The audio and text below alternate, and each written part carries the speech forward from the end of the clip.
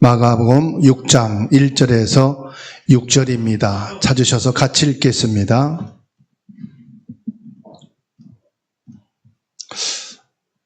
마가복음 6장 1절에서 6절입니다. 예수께서 거기를 떠나사 고향으로 가시니 제자들도 따르니라. 안식일이 되어 회당에서 가르치시니 많은 사람이 듣고 놀라 이르되 이 사람이 어디서 이런 것을 얻었느냐? 이 사람이 받은 지혜와 그 손으로 이루어지는 이런 권능이 어찌 됨이냐? 이 사람이 마리아의 아들 목수가 아니냐? 야고보와 요셉과 유다와 시몬의 형제가 아니냐? 그 누이들이 우리와 함께 여기 있지 아니하냐 하고 예수를 배척한지라. 예수께서 그들에게 이르시되 선지자가 자기 고향과 자기 친척과 자기 집 외에서는 존경을 받지 못함이 없느니라 하시며 거기서는 아무 권능도 행할 수 없어 다만 소수의 병자에게 안수하여 고치실 뿐이었고 그들이 믿지 않음을 이상히 여기셨더라. 아멘. 오늘 3절 끝절에 보게 되면은 예수님을 배척하는 나사렛 사람들을 보게 됩니다. 이 말씀을 통해서 예수님을 배척하는 사람들이라는 제목으로 함께 말씀을 묵상하며 하나님의 음성을 듣는 시간 되기를 바랍니다. 예수님께서 자라난 고향 나사렛에서 예수님께서 배척당하는 사건이 일어났습니다. 배척하다는 뜻은 내쫓거나 따돌려서 상대하지 않는 것을 말합니다. 다시 말하면 어떤 사상이나 이론, 주장 등을 물리치거나 받아들이지 않는다는 것입니다. 지금으로 말하면 새로운 과학 이론이 나왔지만 기존 학계에서 이를 배척하려는 움직임이 강한 것과 동일한 것입니다. 왜 이 나사렛 사람들은 예수님이 자라난 고향 사람들임에도 불구하고 배척했을까요? 예수에 대해서 너무 잘 알기 때문에 그랬습니다. 너무 잘 안단 말은 익숙함이 있다 이 말이죠. 너무 인간적으로 육신적으로 그 부모와 형제들 예수님의 성장 과정을 잘 알기 때문에 영적으로 보지 못한 거죠. 다시 말하면 영적 무지라고 할 수 있고요. 불신앙의 비극이라고 말할 수 있습니다. 예수님을 배척한 나사렛 사람들의 태도를 보면은 단순히 예수님 개인을 거부한 것이 아니에요. 예수님을 통해 나타나는 하나님의 능력과 구원의 역사를 거부한 것입니다. 영적인 사실을 모르니까 예수님이 하나님의 아들로 성령으로 잉태하여 이 땅에 오신 사실을 모르니까 인간적이고 육신적인 환경적인 부분만 알고 예수 그리스도를 거부하게 된 것입니다. 이들은 예수님의 아버지 요셉이 목수요, 또 예수님도 그 아버지에게 목수 일을 전수받은 목수라고 생각을 했어요. 마리아의 아들이고 그의 형제들이 함께 살고 있는 기준으로 예수님을 판단한 겁니다. 당연히 그럴 겁니다. 아마 우리들도 같은 동네에서 함께 자란 한 사람이 어느 날 내가 메시아요 그리스도로 온 구원자라고 말을 할 때에 다분히 의심이 되어질 것입니다. 그리고 배척하는 일도 일어나게 될 것입니다. 오늘 말씀을 통해서 저와 여러분들이 깊은 영적인 교훈을 먼저 받아야 되겠습니다. 지금 이 유대 나라에 베들레헴 사람, 나사렛 사람들만이 문제가 아니고 지금 저와 여러분에게도 동일한 선상에 놓여 있다라고 보시면 됩니다. 뭐에 동일한 선상으로 보아야 되겠습니까? 첫 번째는 익숙함에 대한 함정입니다. 나사렛 사람들은 예수님을 어릴 때부터 봐왔던 익숙한 존재로 여겼다는 사실입니다. 예수님께서 전하시는 말씀의 권위와 행하시는 기적을 인정하기보다는 저 사람이 우리와 함께 살았던 사람인데 어디에서 저런 능력 있는 말씀을 전하고 많은 기적을 행하느냐. 제가 저희 고향을 중학교 때 떠났습니다. 그래서 도시에 와서 공부를 하고 신학을 하고 목회자가 되어서 고향에 들어갔어요. 저희 고향의 어르신들과 저를 아는 동료들이 어떻게 네가 신학을 하고 목회의 길을 가게 됐느냐라고 의아하게 생각을 하면서 바라봤어요. 전혀 목회자로 갈 것이라고는 상상을 안 한 것이죠.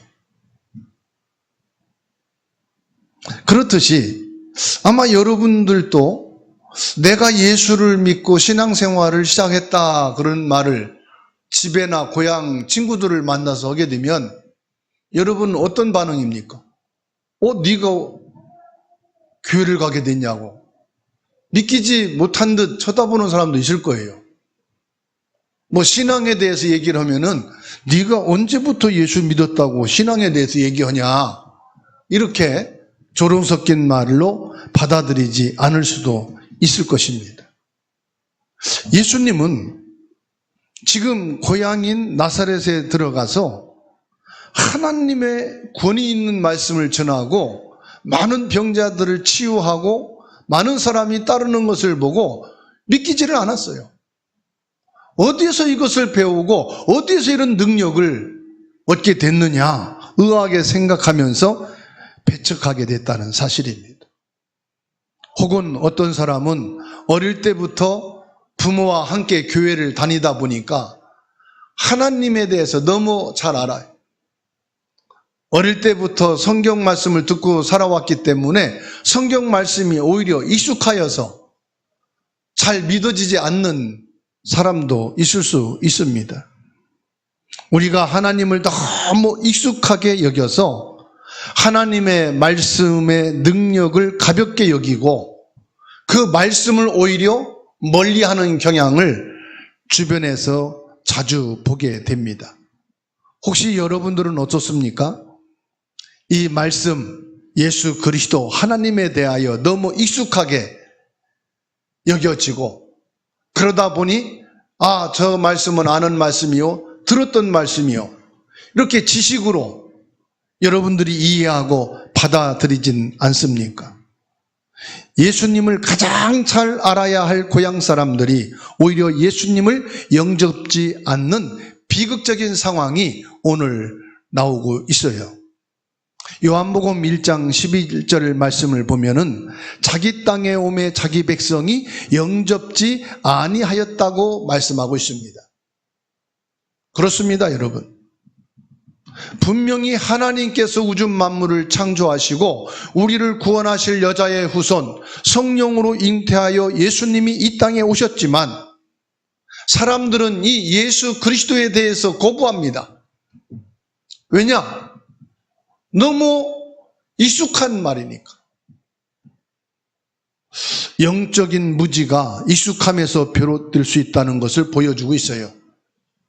우리가 잘 아는 것 같은데 익숙한 것 같은데 들여다보면 내용이 없다는 사실. 내가 예수는 잘 아는 것 같은데 정작 예수에 대해서 말하려면은 무엇부터 얘기하는지 모르는 사람이 있어요. 내가 교회를 다니고 신앙생활을 한다는데 너가 예수 믿는 게 뭔지 얘기해봐 그러면 무엇부터 어떻게 얘기해야 되지? 익숙한데 말을 못하는 사람들이 있다는 사실이에요. 나사렛 사람들은 예수님을 보면서도 그 예수님이 하나님의 아들이라는 사실을 인정하지 않았습니다. 로마서 1장 21절의 말씀에 하나님을 알되 하나님을 영화롭게도 아니하며 감사하지도 아니하며 오히려 그 생각이 허망하여지며 미련한 마음이 어두워졌다고 말씀하고 있어요. 영적으로 어두워지면은 그 마음 상태가 어떠냐? 하나님을 인정하지 않는 거예요. 예수 그리스도를 인정하지 않는 거예요. 그래서 오늘 저와 여러분들이 나의 익숙함의 함정에 빠져서 본질인 예수 그리스도를 놓치지 않게 되기를 주의 이름으로 축원합니다. 예수 그리스도라는 말을 너무 많이 듣고 지내다가 보니까 예수 그리스도에 대한 그 능력이 내게 믿어지지 않는다. 이게 죄예요. 교회를 다니고 예수 그리스도를 다 안다고 하는데 그 능력을 믿지 못하는 게 불신앙이에요. 그래서 불신앙에는 분명히 한계가 있습니다. 예수님께서 나사렛 사람들의 불신앙 때문에 그곳에서 아무런 능력도 행하지 않으셨다고 오늘 성경에 말하고 있습니다. 나사렛 사람들이 불신앙으로 인해서 예수님의 능력과 구원의 역사를 경험하지 못한 것은 큰 죄입니다.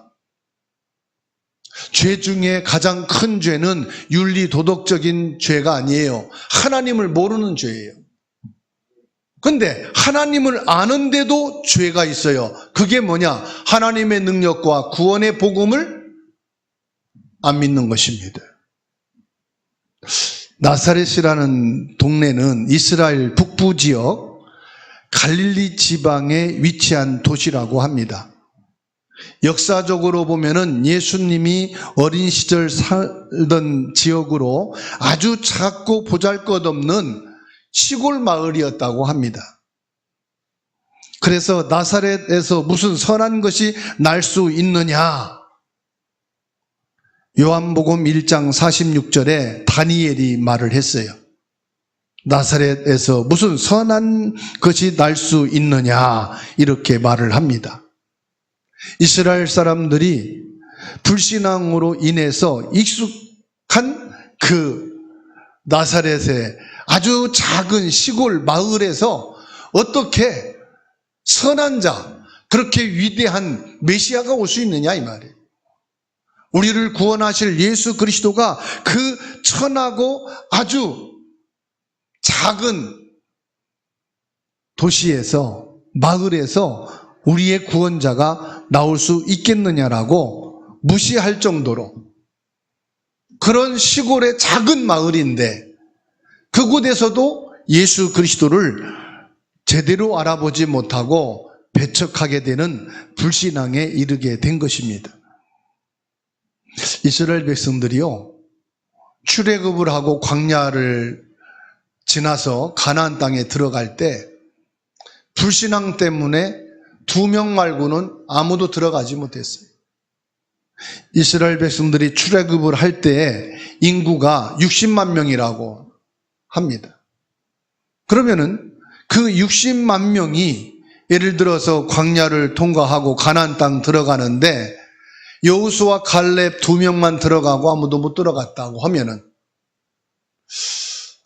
예수 그리스도의 능력과 구원의 사실을 믿고 구원받는 자가 얼마나 작고 얼마나 귀한가를 알 수가 있어요. 프로테이지를 볼 때 60만 분의 1, 2가 되잖아요.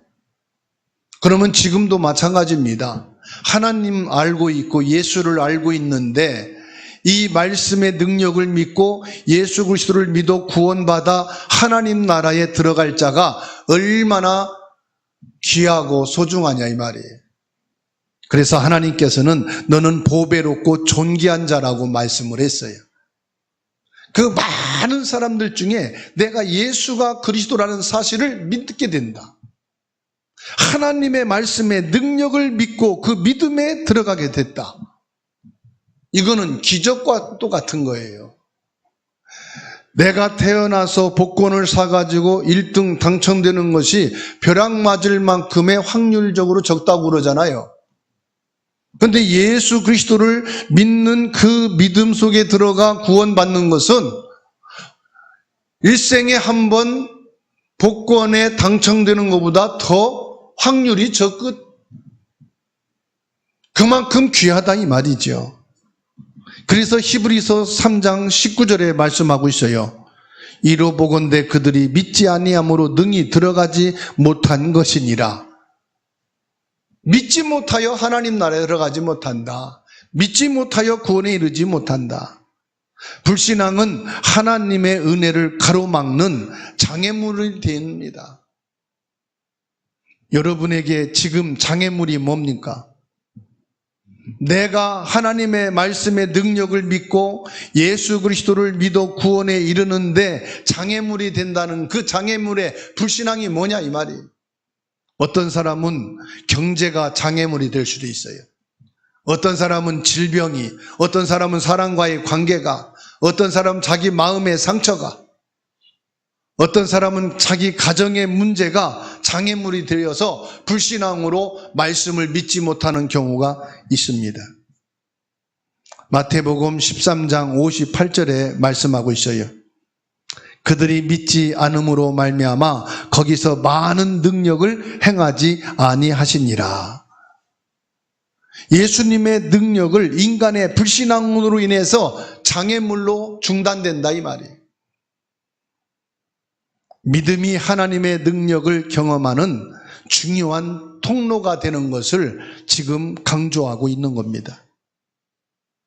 이 나사렛 사람들은 예수님께서 어린 시절을 보내면서 성장하고 함께 했다는 것 때문에 오히려 예수님에 대해서 너무 잘 안다는 익숙함 때문에 불신앙의 장애물이 걸린 거예요. 내가 교회를 너무 잘 안다. 내가 목사를, 장로를, 성도들을 너무 잘한다. 그렇기 때문에 그것이 복음을 막는 장애물이 된다면 그건 나에게 얼마나 큰 손해가 되겠습니까? 옆에 분하고 인사합시다. 우리의 장애물은 뭡니까? 나의 장애물을 제거해야 돼요. 자동차가 고속도로를 달리는데 장애물이 있으면은 큰 사고의 위험이 있잖아요. 그래서 도로공사에서 그걸 빨리 치우고 복구 작업을 하는 겁니다. 도로에 장애물이 떨어지면 어떻게 됩니까? 뒤따르던 차들이 큰 사고가 나는 거예요. 우리 신앙에도 장애물이 있어요. 그 장애물이 뭐냐? 불신앙이다 이 말이에요. 그러면 불신앙을 갖게 되어지는 그 장애물의 원인이 있다는 말이죠. 그런데 그 불신앙은 어디에 있느냐? 밖에 있는 것보다 내 안에 있는 게 더 많아요. 내 안에 걸려져 가는 것. 어떤 사람은 예배 드리고 신앙생활을 하다가 이 장애물에 걸려서 불신앙으로 교회도 떠나는 사람이 있고요. 신앙생활을 포기하는 사람도 있는 것을 보게 됩니다. 어떤 분은 목회를 하다가도 자기의 장애물로 인하여 목회를 중단하고 포기하는 사람도 봤어요. 이것처럼 장애물이 우리 신앙의 큰 불신앙의 요소가 된다는 사실입니다. 내 안에 있는 장애물을 뽑아내고 불신앙을 제거하자. 내 안에 장애물을 뽑아내고 불신앙을 치유하려면 어떻게 됩니까?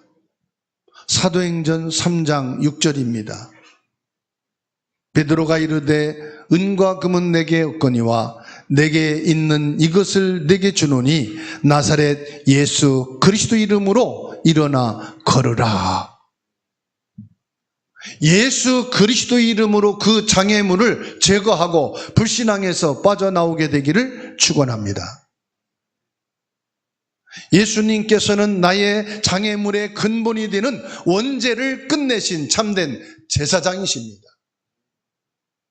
예수 그리스도는 내 안에 장애물로 불신앙에 빠져서 복음을 가로막고 말씀의 능력을 믿지 못하게 우리를 속이는 사단의 권세를 꺾으신 참된 왕이 되심을 믿으시기 바랍니다. 예수 그리스도만이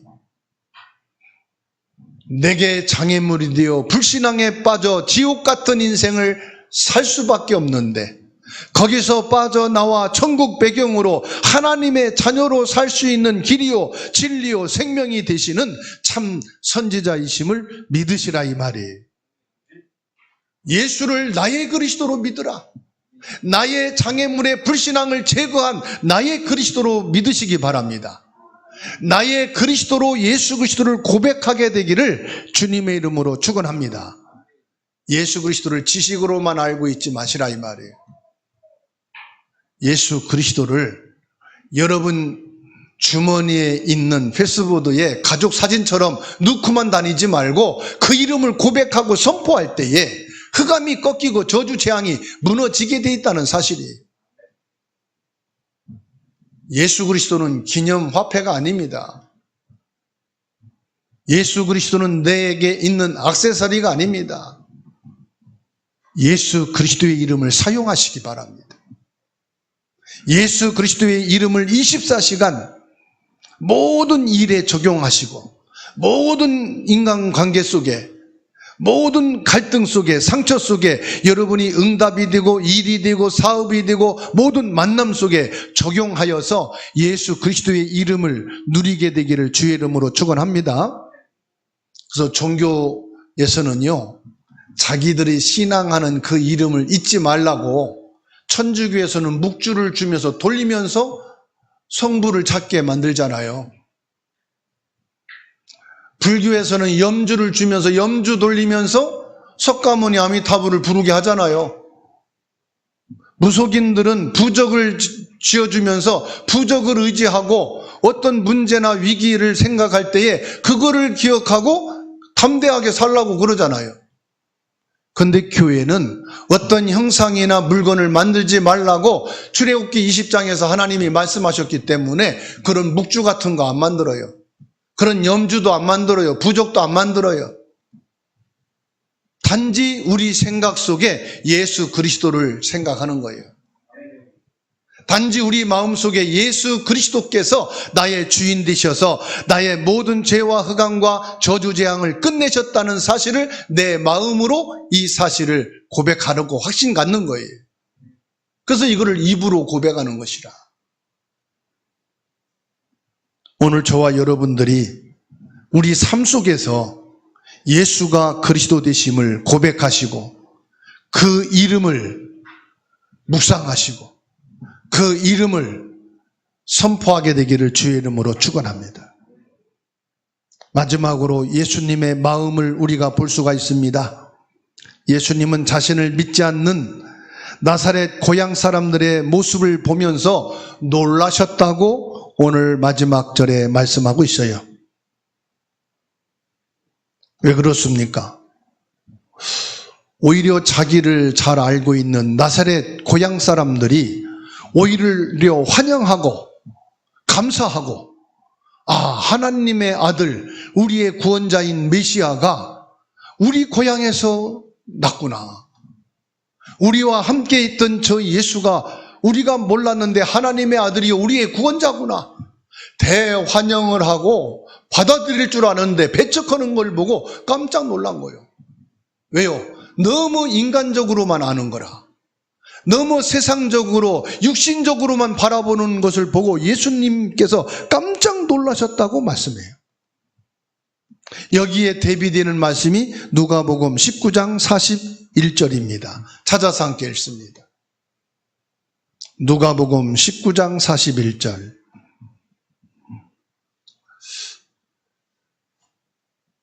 읽겠습니다. 가까이 오사 성을 보시고 오시며. 무슨 내용이냐? 예수님께서 예루살렘 성전을 보시면서 우셨어요. 왜 우셨느냐? 예수님은 자신이 구원자 메시아임을 알아보지 못하고 배척하는 이 사람들을 보면서 안타까움을 지금 표현하는 겁니다. 가장 환영해야 될 나사렛 사람들이 예수님께서 집중적으로 복음을 증거한 이 예루살렘 성전이 오히려 이 복음을 배척하고 하나님의 구원의 역사를 거부하는 것을 보시고 예수님의 마음이 너무너무 안타까웠다. 복음을 거부하는 그들을 향한 안타까운 주님의 마음의 표현을 또 마태복음 23장 37절에서 볼 수가 있어요. 다 찾아서 읽습니다. 마태복음 23장 37절.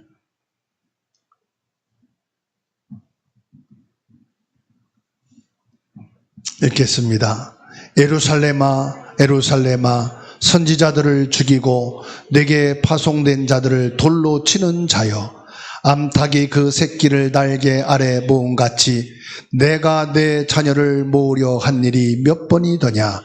그러나 너희가 원하지 아니하였도다. 아멘. 반복해서 부른다는 것은 간절하게 안타까운 마음을 표현하는 겁니다. 예루살렘아, 예루살렘아, 너희에게 구원자 메시아가 온다고 선지자들을 보냈는데 그들을 죽이고 또 주의 예언자들을 보냈는데 그들을 돌로 쳐 완전히 핍박을 하고 암탉이 그 새끼를 날개 아래 모음같이 하나님께서는 계속하여서 이 복음을 증거하고 예수 그리스도 메시아가 구원자로 오심을 말했는데도 불구하고 너희는 거부하였다 이 말이에요. 예수님께서는 고향에서 환영받지 못한 것 때문에 안타까워한 게 아니에요. 고향 사람들이 반기고 기뻐하지 않아서 마음이 상한 게 아니에요. 하나님의 구원의 이 복음을 거부한 것에 대한 안타까움, 하나님의 말씀을 믿지 못하고 구원에 참여하지 못하게 된 이 불신앙을 보고 예수님은 마음을 안타까워 하십니다. 예수님을 영접지 아니하는 유대인들을 향한 예수님의 깊은 탄식의 마음을 지금 말하고 있는 겁니다. 복음이 어떤 이들에게는 거부되지만 믿는 자들에게는 구원의 능력이 되는 것입니다.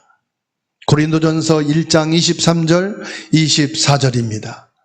우리는 십자가에 못 박힌 그리스도를 전하니 유대인에게는 거리끼는 것이요 이방인에게는 미련한 것이로되 오직 부르심을 받은 자들에게는 유대인이나 헬라인이나 그리스도는 하나님의 능력이요 하나님의 지혜니라. 왜 십자가에 못 박은 예수 그리스도를 증거하면 유대인은 거리끼는 겁니까? 자기들이 예수를 배척하고 핍박하고 십자가에 못 박아 죽었기 때문에 그가 그리스도 메시아요 우리의 구원자라고 하니까 마음에 찔린다 이 말이에요.